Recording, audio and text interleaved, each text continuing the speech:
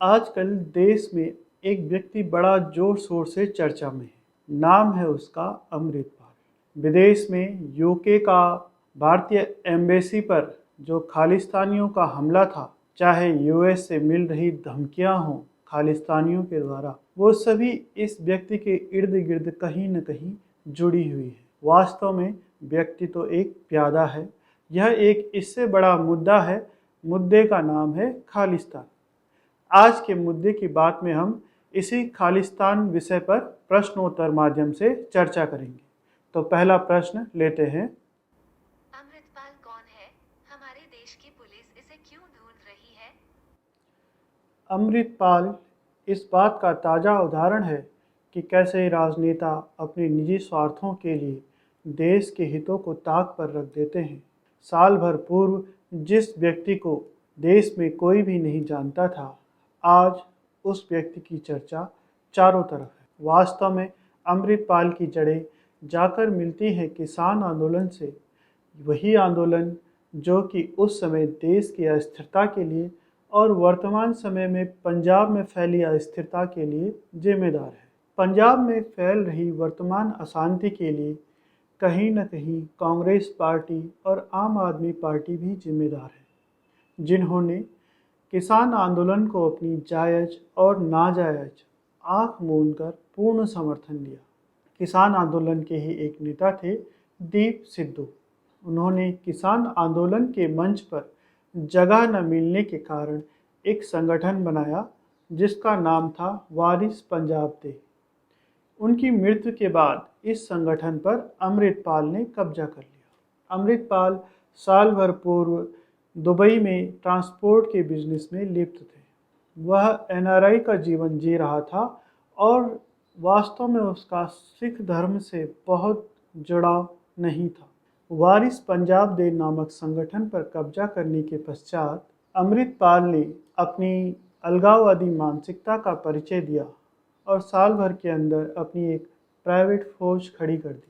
वर्तमान समय में पंजाब में आम आदमी पार्टी की सरकार है और उसके द्वारा की जा रही इन हरकतों और खड़ी की जा रही इस फौज के विषय में पंजाब पुलिस और आम आदमी पार्टी को किसी भी प्रकार की कोई भनक नहीं लगी, यह मानना थोड़ा मूर्खतापूर्ण होगा।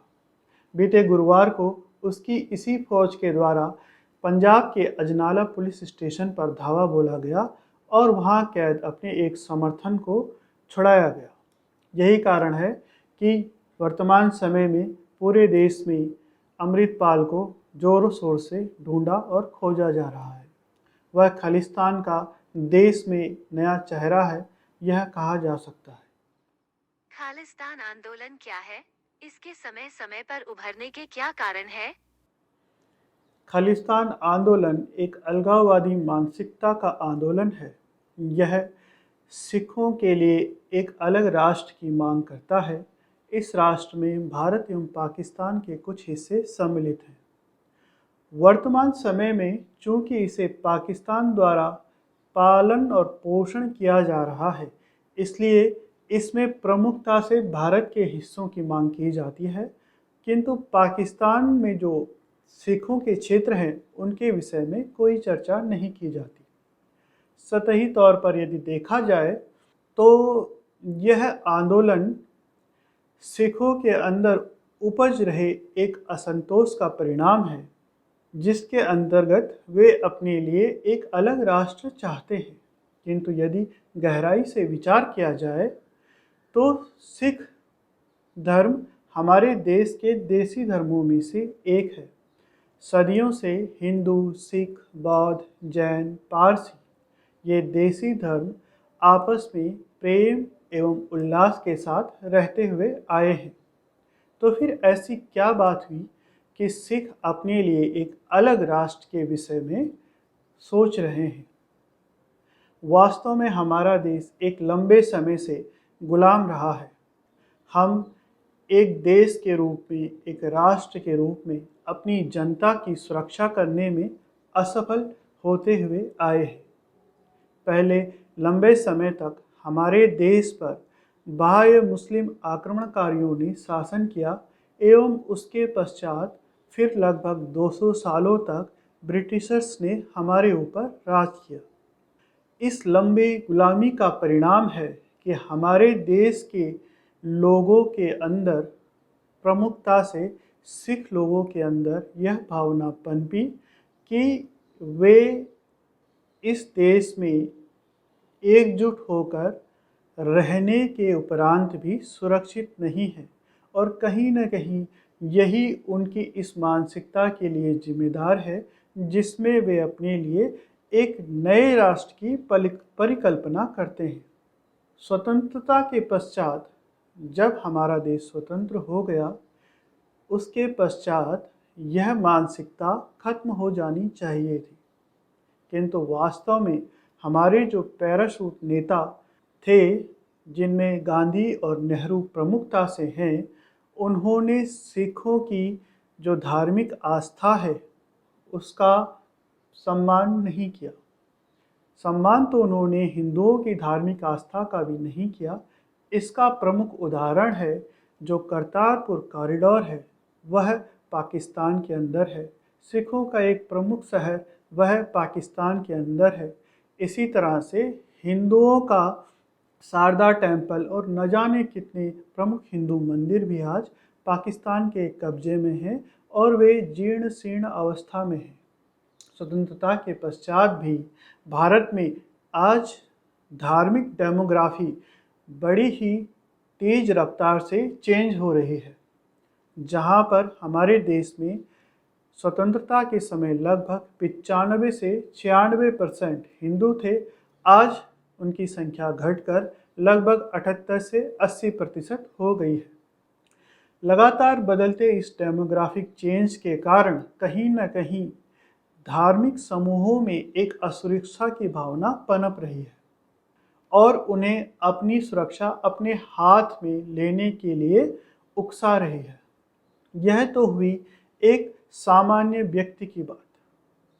एक सामान्य व्यक्ति वास्तव में असंतोष की तरफ, अराजकता की तरफ नहीं जाना चाहता। एक सामान्य सिख, हिंदू कोई भी हो, वह अपने देश की प्रगति को सर्वोपरि रखता है। किंतु जब इस विचार के, जब इस असुरक्षा की भावना का फायदा विदेशी शक्तियां उठाने लगती हैं, तब हमारे सामने अमृतपाल और भिंडारवाले जैसे कैरेक्टर उभर कर आते हैं। खालिस्तान आंदोलन को कैसे खत्म किया जाए, इसमें कितना समय लगेगा? खालिस्तान आंदोलन को जड़ से खत्म करने के लिए आवश्यक है कि हम देश के लोगों के मन से खालिस्तान शब्द के प्रभाव को समाप्त कर दें। ऐसा करने के लिए हमें विदेशी शक्तियों और देसी शक्तियों, जो कि खालिस्तान के विचार का समर्थन करती है, उनसे लड़ना होगा। विदेशी शक्तियों के लिए आवश्यक है कि हम अपने देश को आर्थिक प्रगति की ओर लेकर जाएं। जैसे जैसे हमारा देश आर्थिक रूप से प्रगति करता रहेगा, विदेशी शक्तियों के खालिस्तान को समर्थन करने की क्षमता कम होती जाएगी। साथ ही देश में जो इसके समर्थक शक्तियां हैं, उन पर कुठाराघात करने के लिए आवश्यक है कि हम अपने देश में विशेष रूप से जो देसी धर्म है, उनके महत्व को पहचानें। हमारे देश में इंदिरा गांधी ने आपातकाल के समय जो धर्मनिरपेक्षता शब्द संविधान संशोधन के द्वारा जोड़ा था, अलोकतांत्रिक ढंग से जोड़ा था, उसके स्थान पर हम देसी धर्मों का देश ऐसा जोड़ सकते हैं। साथ ही हमें स्वतंत्रता के पश्चात होने वाले डेमोग्राफिक परिवर्तनों को भी रिवर्स करना होगा, चाहे वे परिवर्तन धार्मिक रूप से हो या फिर स्थानिक रूप से। खालिस्तान आंदोलन को खत्म करने की एक समय सीमा तय करना यद्यपि काफ़ी कठिन है, किंतु जिस दिन हमारा देश आर्थिक रूप से सबल हो जाएगा और साथ ही में अपने देसी धर्मों के महत्व को पहचानने लगेगा, उस दिन स्वतः ही खालिस्तान की मानसिकता सिखों के मन और मस्तिष्क से समाप्त हो जाएगी। धन्यवाद।